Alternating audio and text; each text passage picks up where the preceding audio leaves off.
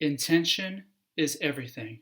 In fact, intention is the foundation of all pursuits. Think about that. Intention is like a target if you were an archer. Your intention is your vision, it's what you're aiming towards in life. And what you aim towards, that's what you're going to hit, most likely. If you have no intention, you will hit nothing. Because if you aim at nothing, you will hit nothing. And a Jedi is always aligned and always has a clear intention about what they're going to do with their life each day.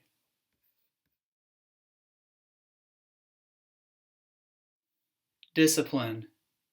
It's also very important. It's about just as important as intention. I mean, all these that I'm going to give you are really important, but discipline relates to your work ethic, about your will to act in spite of difficulty. Because a lot of times we're going to backslide on these habits, on powerful habits that we want to do in life. Discipline is what helps us to keep going. It's our training, it's our practice, it's how we be aligned with our intentions, with our goals, with our intuitions, with our visions. Discipline is what gets us to mastery. And this is where we adopt the mastery mentality of Kaizen. Kaizen is a Japanese term which means subtle improvements each day. And that's what discipline is about. I know for me personally, in my own life, I've struggled with Asperger's, with ADHD. I've been a slow learner all my life. And I think what's helped me to get all the success I've had in my life is through work ethic, through discipline, through really finding your passion, your vision, and then being a disciple of it, dedicating and being a student of trying to improve every day. And that's what tennis has helped me to do, trumpet, I was involved in all that. And what you can do is if you have a hobby or something, it can help you to train that muscle of discipline to be fully engaged with something and just try to be good at it, not because of somebody else, but because you really, really feel fulfilled and inspired to be even better than you were the day before. The next one, education. This is a critical one. Education is something that I've even struggled with growing up. I remember being a kid of just the fact that you're forced to do all the stuff you don't want to do, read all these books, do all these quizzes, these tests, and all this stuff.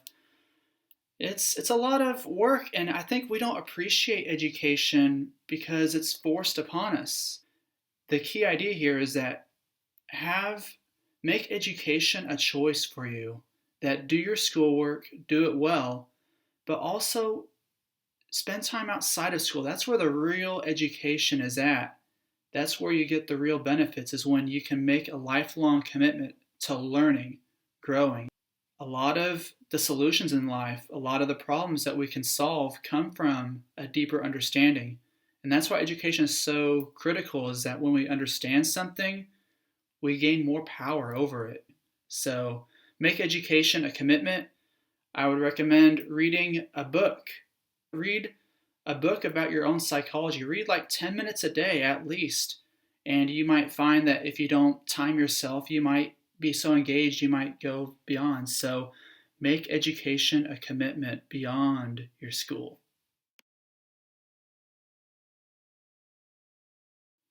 Okay, solitude. Now this one, oh my goodness. This one can change your life. This is probably, this is one of the most important principles here, because without solitude, we don't really get to know ourselves. Because if you think about it, if you think about your own beliefs and programming, you've gotten a lot of things from your culture and from your society. And how much time do we really spend by ourselves, really examining what we really want, what we really value? Because a lot of times the values and beliefs we have were imparted upon us, and there's this We have a lot of social conditioning, a lot of social proofing that we want approval from other people. That's kind of what's hardwired in us, is that we sometimes we do what's called method acting, where actors will actually live their characters so that way they can embody them more and understand them more. And I think that's what we kind of do in life, is that we take on the roles, we take on these characters that approve that we think that others will approve of. And there's a kind of distinction here, is that we have our authentic self that we want to be, and we also have the one that we want others to approve. And sometimes these aren't always, at least we think, these aren't always together. So solitude, spend time in solitude and live a contemplative lifestyle. That's really critical. Live a self-reflective, contemplative lifestyle. What this means is that you actually examine yourself, examine your beliefs. This is what meditation is about. It's solitude, about getting yourself away from all these distractions in life and to really get in touch with our core inner nature. And also, another important thing comes from the Stoics. It's memento mori. This is reflecting on the shortness of life, on the fact that you're here. This is a miracle that we were born and we're going to die. And there's really nothing wrong with that. In fact, it's a blessing that we have this time and that we don't have it forever, because I think the most important things in life are the things that are temporary. If you think about like an eclipse, we value it because it's very rare. Things start to lose value when we become more familiar with them, which we think we're becoming more familiar with them, but a lot of things that we're familiar with, we don't really know. Meditate on your mortality, meditate on your values, on yourself, and what all this is about is being more aligned with this eternal present moment that we have here.